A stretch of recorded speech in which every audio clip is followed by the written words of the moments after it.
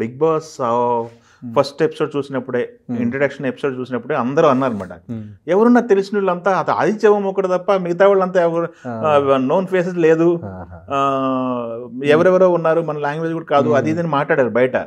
మీకేమనిపించింది లోపలికి వెళ్ళిన తర్వాత? మీకు వీళ్ళంతా లోపలికి వెళ్ళిన తర్వాత పరిచయమా, లేకపోతే బయట పరిచయాలు ఉన్నాయా, నోన్ ఫేసెస్ ఉన్నాయా మీకు తెలిసినవి? అందరూ నాకు స్ట్రేంజర్సే, అందరూ అక్కడ.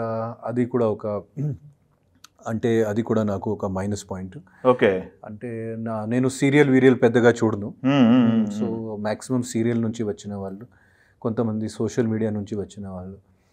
సో నాకు ఎవరి గురించి తెలియదు, ఎవరితో ఫ్రెండ్షిప్స్ లేదు. ఓకే, కానీ లోపల వెళ్ళిన తర్వాత నాకు ఒక మ్యాటర్ తెలిసింది. అక్కడ 5-6 మెంబర్స్ పాత ఫ్రెండ్స్, వాళ్ళు కలిసి సీరియల్స్ కూడా చేశారు, వాళ్ళు కలిసి రియాలిటీ షోస్ కూడా చేశారు.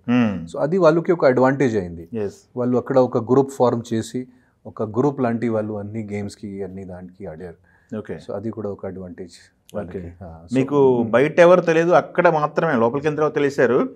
మీరు కాస్త వాళ్ళతో ఇన్వాల్వ్ అయ్యి కనెక్ట్ అవ్వడానికి టైం పట్టిందా మీకు ఏమన్నా? ఆఫ్ కోర్స్ నేను చాలా ప్రయత్నాలు చేశాను, కానీ నాకు ఏమనిపించింది, వాళ్ళు ఆల్రెడీ ఫిక్స్డ్ మైండ్ సెట్తో వచ్చాడు ఒక గేమ్ ఆడడానికి. అవతల వాళ్ళకి కూడా సైకలాజికల్ కూడా ఎలా డౌన్ చేయాలి అట్లాంటివి కూడా మైండ్ సెట్తో వాళ్ళు వచ్చారు, ఒక గ్రూప్ లాంటి. సో అది నేను ఎన్ని ప్రయత్నాలు చేసినప్పుడు కూడా వాళ్ళు అంతా నాకు ఇవ్వలేదు అంత స్పేస్. సో అది ఒక జరిగింది. ఓకే, మీ పొజిషన్ ఏంటి? మీరు గేమ్ ఆడారా? మీరు యాజ్ ఇట్ ఈజ్ ఆదిత్యం లాగా ఉన్నారా? గేమ్ ఆడారా? యాజ్ ఇట్ ఈజ్ నేను ఎలా ఉన్నాను, సహజంగా, న్యాచురల్గా నేను అలానే. అంటే నేను ఏమీ అక్కడ మాస్క్స్ కానీ ఏదో పెట్టలేదు. How I M in real life.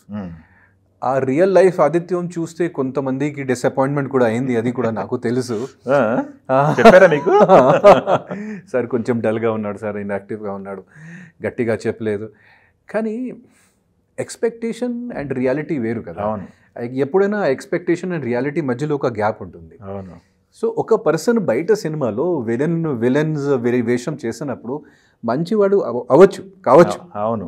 So నేను సినిమాలో చాలా యాక్టివ్గా ఉన్నాను. దట్ డస్ నాట్ మీన్ నేను అక్కడ కూడా ప్రతి దాంట్లో ఇలా ఎందుకంటే 24/7 యాక్ట్ చేయడం చాలా కష్టం. We can only be natural and అక్కడ.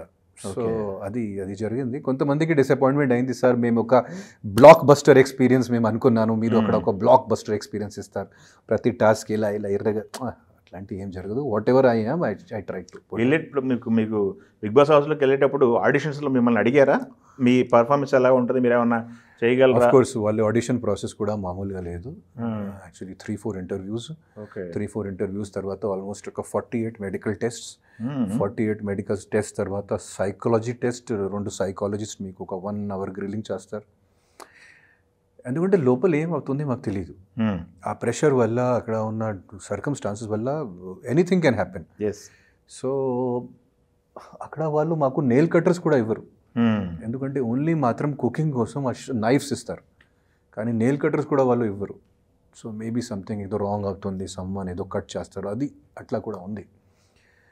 ఆడిషన్ ప్రాసెస్లో అంటే వాళ్ళు ఎలా సెలెక్ట్ చేస్తారు, నేను అనుకున్న ప్రకారంగా వాళ్ళు ప్రతి పర్సనాలిటీ టైప్ చూసి, ఓకే ఇది ఒక ఎక్స్ట్రోవర్ట్ పర్సన్, ఎక్కువ మాట్లాడతారు, సో ఒక ఎక్స్ట్రోవర్ట్ పర్సన్కి పెట్టాలి. ఈ పర్సన్ కొంచెం సైలెంట్ పర్సన్, ఇట్లాంటి ఒక పర్సన్కి పెట్టాలి. ఈ పర్సన్ కొంచెం ఫైటింగ్ పర్సన్, ప్రతి దాంట్లో గొడవ చేస్తారు, సో ఇట్లాంటి ఒక పర్సన్కి పెట్టాలి.